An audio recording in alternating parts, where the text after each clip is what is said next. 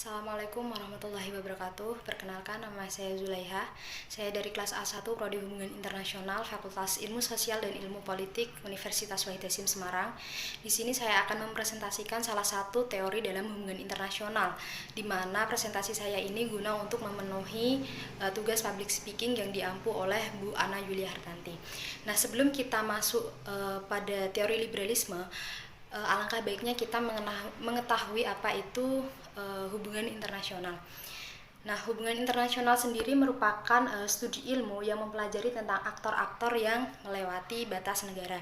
Nah, berbicara tentang hubungan internasional, kita tidak lekat dari yang namanya teori. Nah, lalu apa yang dimaksud dengan teori? Teori adalah sistem gagasan. Nah, kebanyakan kamus yang otoritatif mendefinisikan teori sebagai sebuah sistem generalisasi yang mampu menjelaskan fakta dan terkait dengan praktiknya. Selanjutnya, teori-teori dalam hubungan internasional ada realisme, liberalisme, dan konstruktivisme.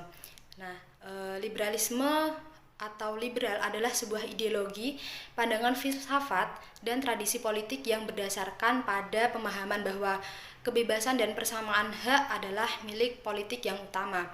Secara umum, liberalisme adalah suatu masyarakat yang bebas, dicirikan oleh kebebasan berpikir bagi para individu.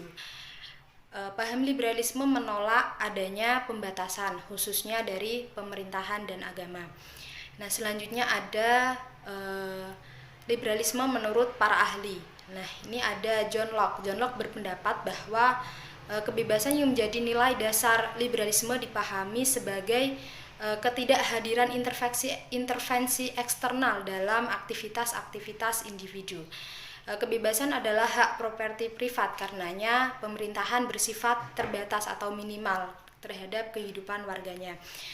Ada lagi Adam Smith. Pemikiran Adam Smith mengenai politik dan ekonomi yang sangat luas sehingga dirangkum oleh Sumitro Jojo Hadikusumo, dirangkum menjadi 3 himpunan pemikiran. Yang pertama yaitu haluan pandangan Adam Smith tidak terlepas dari filsafat politik. Yang kedua, perhatian yang ditujukan pada identifikasi tentang faktor-faktor apa, kekuatan-kekuatan yang manakah yang menentukan nilai dan harga barang. Ketiga, pola, sifat, dan arah kebijaksanaan negara yang mendukung kegiatan ekonomi ke arah kemajuan dan kesejahteraan masyarakat. Nah, di dalam liberalisme ada liberalisme interdependen. Para pemikir liberalisme interdependen percaya bahwa proses-proses modernisasi menghasilkan dunia yang semakin modern, dan bahwa negara-negara dalam dunia yang semakin modern ini bergantung satu sama lain. Mereka pada umumnya lebih memusatkan perhatian pada interdependensi ekonomi dan pasar global yang semakin menguat. Kaum liberal interdependen menekankan bahwa pentingnya aktor negara maupun aktor-aktor internasional. Selanjutnya ada neoliberal institusionalisme. Neoliberalis institusional adalah sebuah perspektif teoritis yang beroperasi pada tingkat analisis sistematik.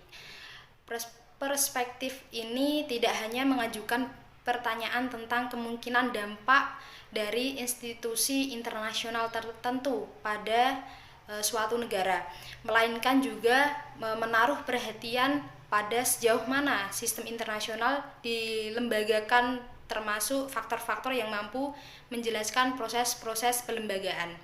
Nah, dapat disimpulkan bahwa liberalisme merupakan paham yang kemudian menghendaki adanya kebebasan, kemerdekaan individu di semua bidang, baik itu dalam bidang politik, ekonomi, maupun agama. Secara umum, liberalisme tersebut mencita-citakan masyarakat yang bebas, yang kemudian dicirikan oleh kebebasan berpikir bagi tiap-tiap atau masing-masing individu. Terima kasih.